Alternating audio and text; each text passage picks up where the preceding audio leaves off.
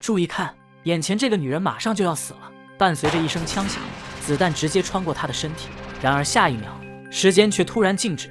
女人一脸诧异，不知这是怎么回事。然而就在这时，一名身穿黑袍的男人走了过来，他自称死神，随后还告诉女人：“我给你一次改变命运的机会，你的生命还剩下最后15秒钟，在这短短的15秒内，你可以随时选择开始或者暂停，但是最后死亡的结局始终无法改变，所以这15秒你只能用来复仇。”女人听完后决定挑战这个极限，虽然无法改变结局，但她也不想就此放过凶手，并且她想知道这个置她于死地的人到底是谁。于是她开始了自己的计划。第一步，先看清凶手的真面目。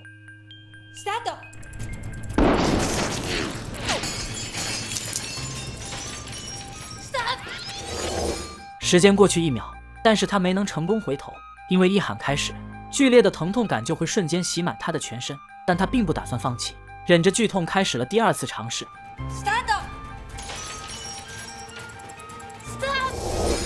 这一次她成功了，但看到凶手的那一刻，她又彻底傻住了，因为眼前这个想将她置于死地的人，竟然是她患者的女儿小美。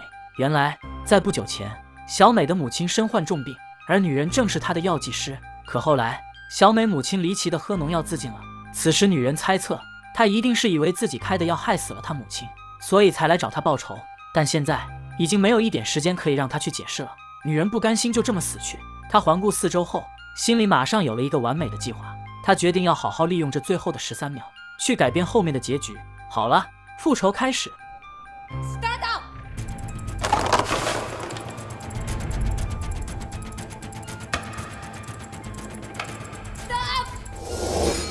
她将白色糖粉撒在地上，这样小美就会因为害怕留下脚印而不敢进来。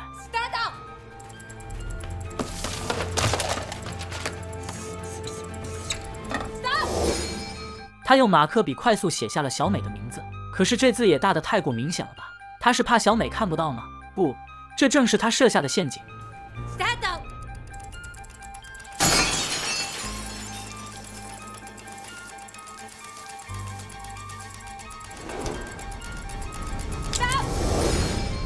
他丢掉手中的马克笔，这样做是因为，如果小美想要去涂改名字的话，那么他就得用另外一支笔。最后，警察也会发现笔的墨水不同，从而留下线索。不过，这样的小伎俩很容易被小美识破。但是在女人的眼里，这些都不重要，因为她的计划是和小美同归于尽。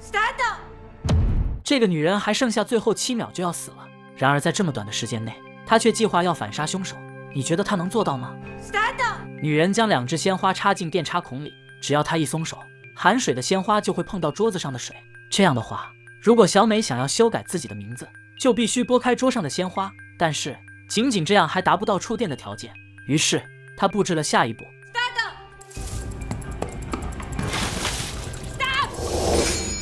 这下地上也到处是水，如果小美来到桌前，那么她的脚就一定会踩到水。这样一来，桌上的水和地上的水通过小美这个导体相连，就会瞬间产生100伏的高电压，那会让小美直接变成鲛人。这真是一个完美的反杀计划呀！就连旁边的死神都忍不住为她拍手称快。但是下一秒，女人似乎想到了什么，她后悔了。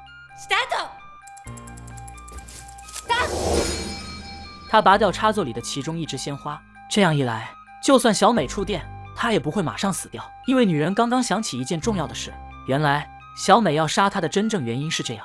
那天，女人给小美母亲送完药后，发现自己的包里少了很多安眠药，于是立即返回到了小美家中。果然和她猜想的一样，是小美母亲偷走了那些药品，并且她还在安眠药旁边找到了一封遗书。女人看完遗书后，发现了一个可怕的事情，但是此刻她也顾不了那么多了，先把安眠药换回来再说。可是这一幕却刚好被小美看见，她胡乱编了一个理由，但显然小美并没有相信她的话。不久后，母亲死去，她就更加认定是女人在药里做了手脚，所以才来找她复仇。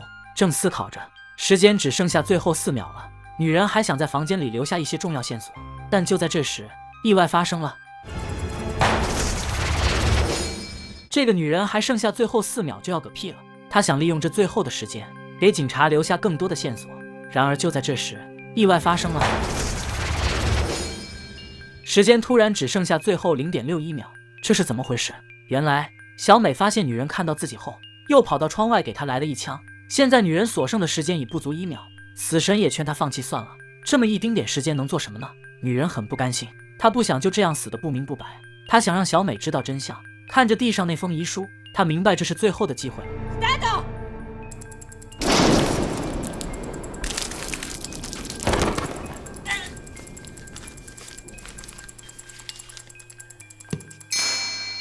时间归零，女人死了。再次返回房间的小美不可思议地看着女人在15秒内布置的这一切，她不知道女人做这些是为了什么，于是准备进去一探究竟。她换上橡胶拖鞋，小心翼翼地走进房间。很快，她就在鲜花下面发现了自己的名字。她拿起笔正想涂改，却突然发现这不是同一支笔。果然，她识破了女人的小伎俩。但她没想到的是，其实这正中女人的计划。她看到的是第2层，而她却把女人想成第1层。实际上，女人在第5层。小美按照女人设计的那样，捡起了她扔在一旁的马克笔，准备涂改。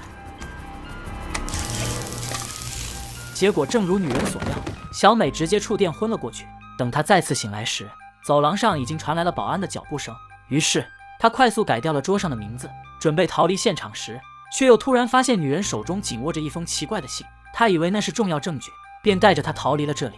可当她打开那封信，看到信的内容时，才意识到自己犯下了大错。原来这封信是母亲的遗书。身患重病的她觉得自己是女儿的累赘，于是偷偷拿了女人的安眠药想要自尽。但是想到自己一死，只剩下女儿一人孤独地活在这世上，她又心疼女儿，于是决定带着她一起离开。她不仅将自己的药品换掉，还偷偷把小美的维生素也换成了安眠药。后来遗书恰巧被女人发现，她又及时地把安眠药换了回来。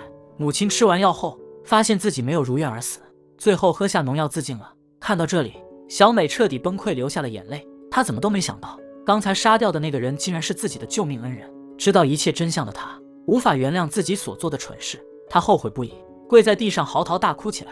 不过，她也将迎来法律的审判，因为警察在案发现场发现了一张写有小美名字的字条，这是死神送给她的礼物。好了，影片到此结束。有一句俗话说得好，耳听为虚，眼见为实。但有的时候，眼见也不一定为实啊，因为那些所谓眼见的东西，并不完全代表着事情背后所有的真相。所以，想要求实，一定要从多种角度去分析求证。做什么事，我们都要三思而后行啊。好了，我是小森，咱们下期再见吧，拜拜。